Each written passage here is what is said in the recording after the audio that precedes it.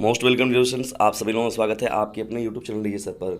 नागरिक शास्त्र के देखिए मोस्ट इंपॉर्टेंट लघु उत्तरीय प्रश्नों की सीरीज को मैं बता रहा हूँ नियमित तौर पर आप लोग को। दीर्घ उत्तरीय प्रश्नों की सीरीज मैंने तैयार करा रखे हैं आप लोग को बहुविकल्पी के, उन सभी को जाकर देख लीजिए। लगभग 60 प्लेलिस्ट में वीडियो है, उन पूरे को जरूर देख कर जाइएगा। 3 से 4 5 घंटों में आप उसको पूरे के पूरे रिविजन कर जाएंगे। और उसके अलावा जो बचे कुछ एक प्रश्न है मैं डियर्स उसको भी आप लोग को दे रहा हूँ। देखिए पहला हम लोग का प्रश्न क्या है, बिहार आंदोलन क्या है। बिहार आंदोलन कोई नया आंदोलन नहीं है। जो आपने संपूर्ण क्रांति को पढ़ा था, कुल क्रांति आंदोलन को पढ़ा था और जेपी आंदोलन को पढ़ा था, सेम वही चीज़ है। अगर आपको पूछ दिया जाए बिहार आंदोलन के नाम से तो बिल्कुल भी घबराइएगा नहीं, क्योंकि ये नाम नाम बस नया लग रहा है, लेकिन जो इसकी घटना है वो आप इसको जानते हैं। देखिए दोस्तों, बिहार आंदोलन जो था, बिहार आंदोलन 1974 में देखिए भारतीय राज्य बिहार में देखिए छात्रों द्वारा शुरू किया गया था। एक राजनीतिक आंदोलन था, एक तरीके से देखा जाए छात्रों और शिक्षकों द्वारा ये प्रारंभ किया गया था विशेष रूप से। और और राज्य सरकार में कुशासन और भ्रष्टाचार के खिलाफ अनुभवी गांधीवादी समाजवादी जयप्रकाश नारायण के नेतृत्व में देखिए किया गया था। इसे जेपी के नाम से भी जाना जाता है ना, जयप्रकाश नारायण है ना, तो जेपी के नाम से भी इस आंदोलन को जानते हैं। यह बाद में देखिए केंद्र सरकार में प्रधानमंत्री जो थी उस समय इंदिरा गांधी, उनके यानी प्रधानमंत्री जो थी इंदिरा गांधी की सरकार के खिलाफ ये आंदोलन हो गया।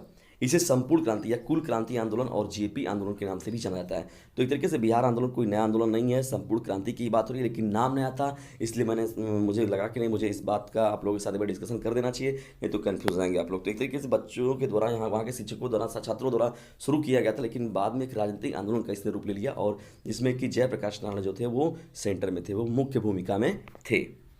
दूसरे प्रश्न की ओर बढ़ते हैं डिस्कशन। देखिए ग्लोबल वार्मिंग का अर्थ बताइए। तो डिस्कशन जानते हैं, वैश्विक तापमान को बढ़ाने के लिए देखिए जो ग्लोबल वार्मिंग या वैश्विक तापमान बढ़ने का मतलब है कि पृथ्वी लगातार गर्म होती जा रही है। वैज्ञानिकों का कहना है कि आने वाले दिनों में सूखा बढ़ेगा, बाढ़ की घटनाएं बढ़ेंगी और मौसम का मिजाज बुरी तरह बिगड़ा हुआ दिखेगा।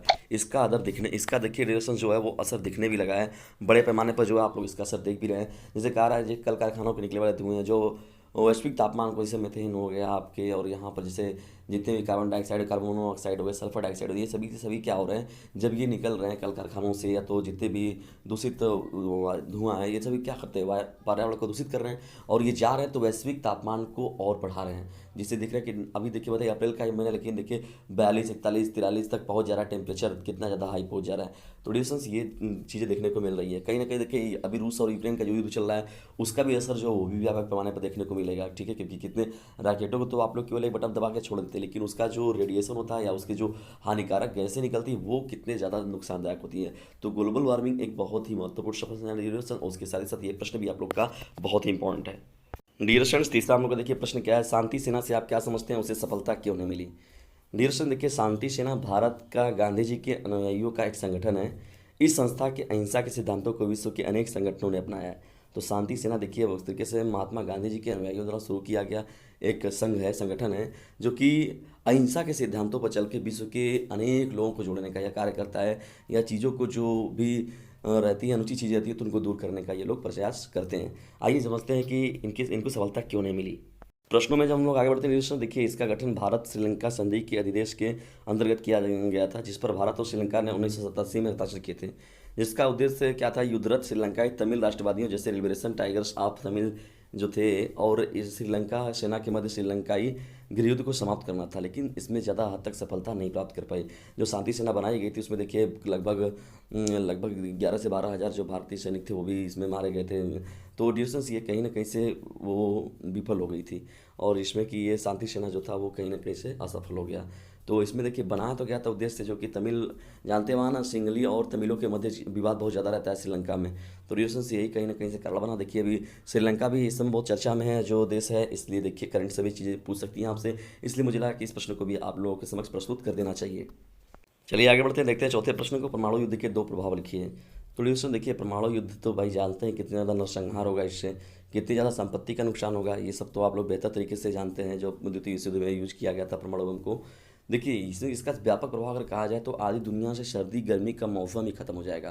परमाणु युद्ध अगर हुआ तो आधी दुनिया से क्या होगा, सर्दी गर्मी का जो मौसम है, लोग भूल जाएंगे कि सर्दी गर्मी होता क्या है। दुनिया को परमाणु सर्दी तबाह कर देगी। वनस्पतियों और पेड़ पौधों तक का निशान तक मिट जाएगा, और जब भाई पेड़ पौधों का निशान मिट जाएगा तो हम लोग तो स्पेशल है नहीं, भाई उन्हीं पर डिपेंड है ना सभी लोग। कार्बन डाइऑक्साइड और ऑक्सीजन का जो लेन देन होता है तो वनस्पतियों और पेड़ पौधों का निशान तक मिट जाएगा। आधी दुनिया के 2 अरब लोग सिर्फ भूख से मर जाएंगे, सोच लीजिए। 2 अरब लोग जो हैं वो केवल भूख से मर जाएंगे। तो परमाणु युद्ध का जो प्रभाव है वो एक दो नहीं है, इसके अनेक प्रभाव हैं और जो कि बहुत ही हानिकारक हैं और बहुत ही बड़े पैमाने पर ये तबाही मचाने वालों में एक हैं।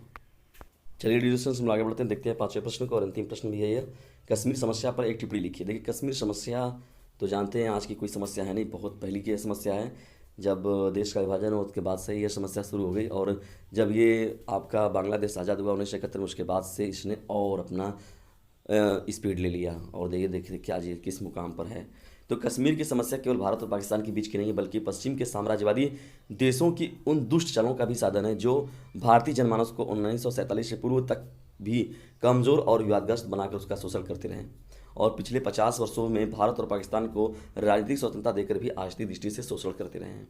देखिए सन 1947 में तो देश आज़ाद हो गया भाई, इनको बंटवारा कर भी दिया गया, तो आप लोग अब सही से रहिए। लेकिन इन दोनों को भड़काने का कार्य जो है, और विशेष तौर पर देखिए पाकिस्तान को कुछ और ज़्यादा मतलब अंदर से व्यवस्थाएं देने का, सुविधाओं देने का, उसको बेवजह इलीगल तरीके से गन वगैरह जो भी अपने कुछ काम रहते हैं जो कि सही नहीं है, वो सभी चीज़ें मिलती व्यवस्थाएं, जिसकी वजह से देखिए हमेशा इन दोनों के बीच में और लेकिन लड़ाई इन दोनों के मध्य होता है, लेकिन इसका लाभ जो होता है वो साम्राज्यवादी राष्ट्रों को मिलता है, जो उनकी दुष्ट चालों का वो अपनी अपनी दुष्ट चालों में वो लोग सफल भी हो जाते हैं। और यहाँ पता चला कि भारतीय जनमानस ने देखिए कमज़ोर और विवादग्रस्त बनाकर उनका शोषण करते रहे, ये बहुत पहले से ही देखा गया है।